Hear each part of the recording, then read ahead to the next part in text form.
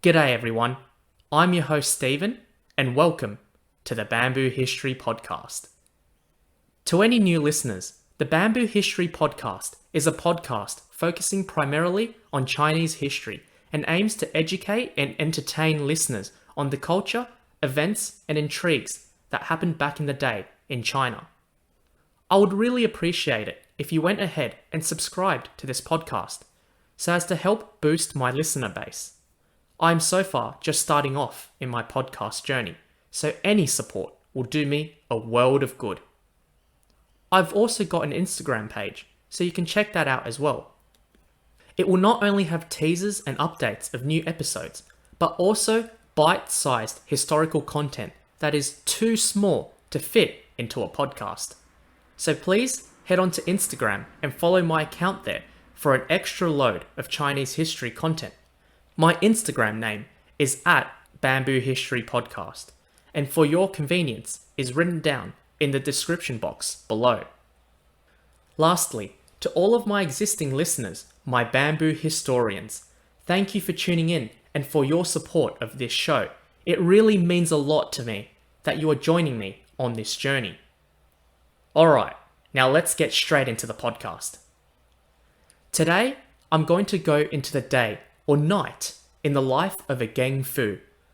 A gengfu, or in Chinese, gengfu, was a time teller that would walk around the streets of Chinese cities and townships during nighttime and announce to the residents the particular time of the night. That's right, folks. You got paid to tell someone the time.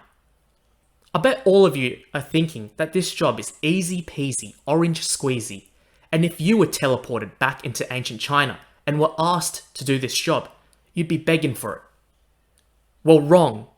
In ancient China, being a gengfu was hard, and not just hard, but dangerous too. Before I go into the life of a gengfu, it is important to explain the other ways that the Chinese used to tell time. The creation of the notion of time and then developing the ability to tell time was an important step for the human species. And with the ability to tell time, humans were able to plan and organize their days and help create routines. In ancient China, one of the first ways to tell time was to use the sun's location in the sky.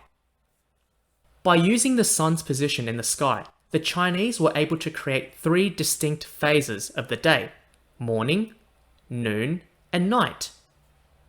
During the spring and autumn period of China, which was more than 2,000 years ago, the Chinese invented a sundial called a gui biao, which was a pole fixed onto the ground, and when the sun cast a shadow on that pole, they would use the length of the shadow created by the sun to determine the exact time of the day. During the Han Dynasty, 300 years or so after the spring and autumn period, water clocks began to be developed. How it worked was that a vessel with water was filled, and then you would puncture a hole into the vessel for the water to flow out into another vessel underneath to capture the dripping water. They would then either measure the water level in the vessel of which the water was flowing from, or they would measure the rate of the water dripping out of that vessel to determine the time.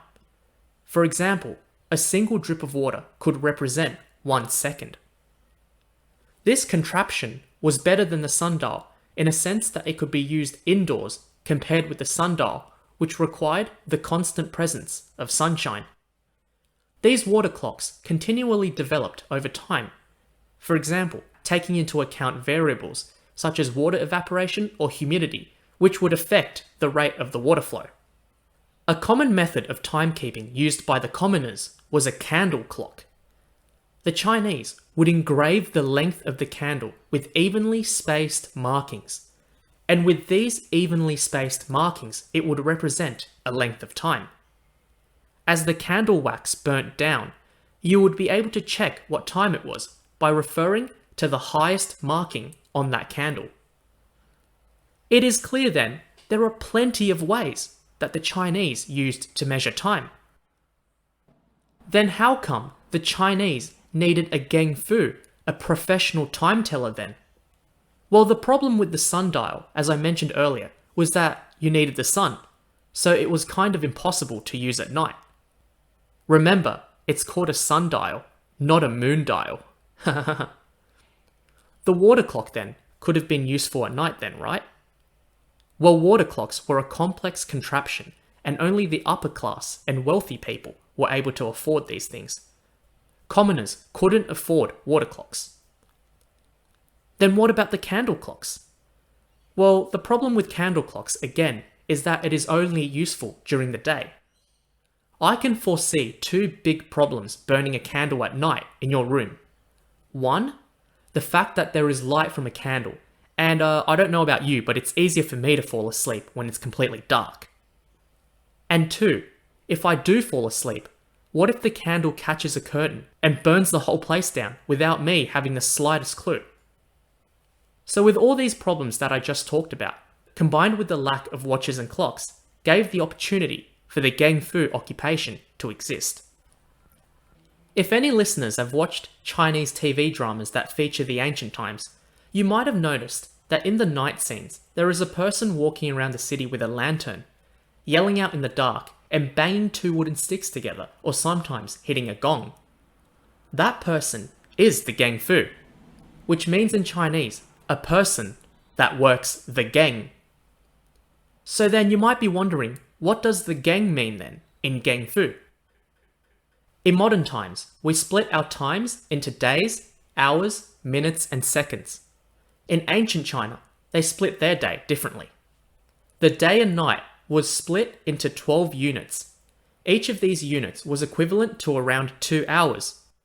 These units were called shi or shi, spelled S-H-I. And there are 12 of these shis in a day/night. Each of these 2-hour interval shis had a name. For example, the first shi of the day was called zi shi or zi shi, which is between 11 PM to around 1 AM. I won't name all the other ones because it will just confuse you, so it might be easier if you just Googled it yourselves. Anyways, during the night, which started from around 7 PM and ended at 5 AM the next day, the shis also had a different name and were also known as a geng. That is what a geng is. It is essentially a reference to those 2-hour intervals at night. So what a geng is a 2-hour interval at night. One fun fact is that Chinese speakers to this day still use the word geng in casual conversation to describe nighttime. For example, to describe midnight, they would say 半夜三更, which means the middle of the night in the third geng. The third geng being between 11 PM to 1 AM. Okay, now here's the fun part. I thought the best way to describe the job of a gengfu will be to interview and follow an actual gengfu himself. So now, I will transport all of us back into time to witness the life of a gengfu. So everyone, are you ready? 3, 2, 1, let's go!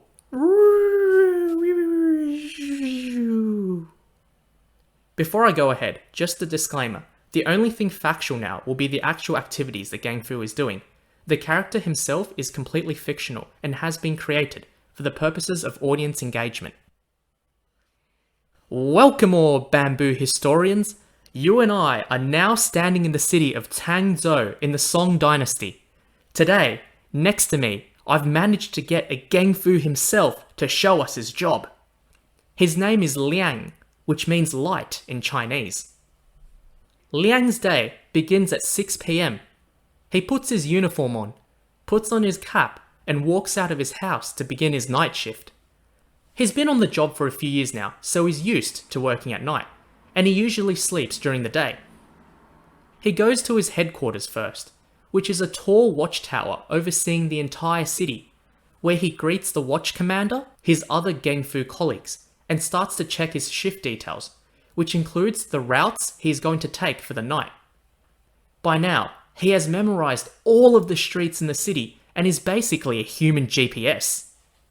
There is a large candle in the watchtower, and Liang checks the time using that candle clock. He checks it. It's now 7 PM, or the beginning of the first night shi, or geng. In other words, the first 2-hour night interval. He grabs his lantern, a set of those wooden sticks, and heads for the streets that he will be making his rounds on.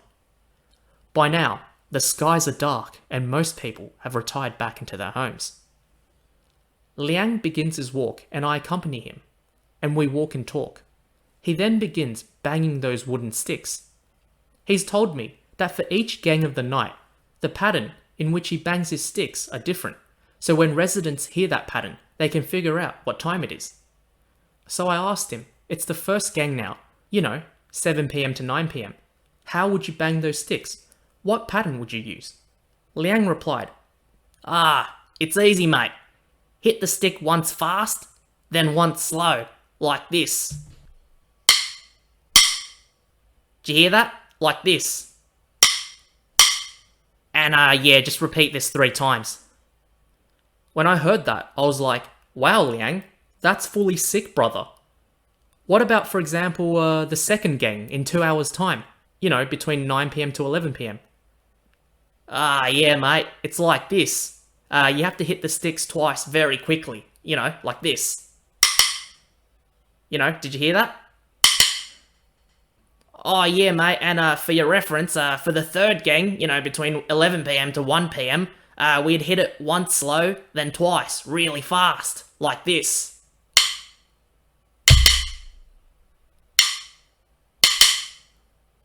Did you get that, mate? Yeah, I did. Yeah, I did. I understand now. The patterns are all different. And as I follow him, Liang bangs those sticks in that particular pattern, and along with the banging, he yells out the following words. 天干物燥，小心烛火，小心盗贼. When he yells this into the night sky, I get curious again and ask him what he just said and why he said it. Liang replies, well, mate, if you can see most of the buildings here, they're all made out of wood, and the windows are all made out of paper. Makes it real easy for all of them to burn down. The first thing I said was to basically warn the residents to watch out for fires, or any indication of fires. Liang also tells me that the second thing he yells out is to tell everyone to beware of thieves, because a lot of people, he says, uses the cover of darkness to engage in their criminal acts, and adds that because of it, being a gengfu is also a dangerous job. To prove that, he stops walking for a moment, puts down his lantern and sticks, and lifts up his shirt. He beckons me to come closer, and I see a really long scar on the side of his stomach. Liang, mate, what the heck is that? That's a massive scar. You're bloody right, mate. That happened one night when I saw a thief coming out of someone's house with some jewelry. And he saw that I saw him. And when I tried to stop him running away, he took a knife out and bloody stabbed me. Oof, Liang, that's messed up, man. Yeah, no kidding, Stephen. Been in the job for a few years now, and a few of me mates have died on the job. Legit saw something they shouldn't have seen and ended up getting killed as a result. It's a dangerous gig, mate. I'm only doing it because I have to. It pays me alright. So at every 2-hour interval, or at the beginning of each gang, we return back to the watchtower, confirm the new time using the candle clock, and repeat the rounds again, until 5 AM. By the time Liang's shift finishes, I am absolutely knackered and I am so tired. A new day begins, and people around the city by now have woken up and begin their day-to-day lives. I say to Liang, wow, thank goodness that night was over. I am so tired, and I'm glad we can both get some rest. He basically replies, yeah mate, and you only did it for one night. I have to do this bloody gig every single day. Or night, if you know what I mean. He doesn't look that tired, but he smiles back, clearly eager to get some shut-eye as well. Whilst this shift ends, he tells me that occasionally he has day shifts as well, as during the daylight, the gengfu also needs to work at the watchtower, primarily serving as a lookout. Because the watchtower is higher than all of the other buildings in the city, it makes the gengfus easier to detect any shady activity happening within the city walls, or any external threats such as raiders or bandits outside the walls. After the end of the shift, it is time for me to say goodbye to Liang. I bid him farewell, and he says, "Alright, see you later, Stephen. Come back next time, alright?" And he goes back home to rest, and I transport myself and all of you back to the present day.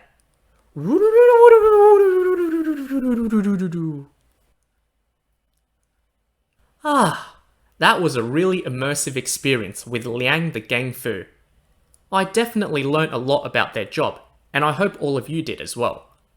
So that, folks, is the unique ancient Chinese occupation of the gengfu, or the professional nighttime timekeeper.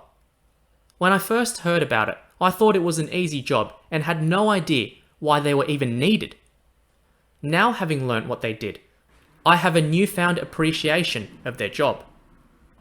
Their job is a difficult one, having to work every night without much sleep and no coffee, walking in the dark alone and at times facing danger from lurking criminals. They didn't have the most desirable job, but their job was a bloody important one, as it helped people in cities and townships tell the time at night. They also helped guard residents from fires, criminal activity, or any other risks and hazards that might happen in the night whilst everyone was asleep. The introduction of clocks and watches into China during the 19th century meant that the occupation of a gengfu gradually disappeared, so now we can only see them in TV dramas and movies. But a broader takeaway from this episode is to look at our current society today and appreciate the people working in jobs that are undesirable maybe, but deserve more credit for the work they do, because without them, goodness knows how our societies can even function. People in our modern society today, like Liang, are the heroes we need, but don't necessarily deserve. That brings an end to another episode. I hope all of you enjoyed it. Please subscribe to my podcast, or leave me a comment or feedback, as well as any topic suggestions related to Chinese, or maybe broadly East Asian history. My email is in the description box below. A reminder that my Instagram page, @BambooHistoryPodcast, is also live, so please have a look and follow me for additional exciting Chinese history content. So it's farewell again, my bamboo historians. Thank you for taking the time to tune in. Hope to see you all next time then on the Bamboo History Podcast. Bye for now. Everyone!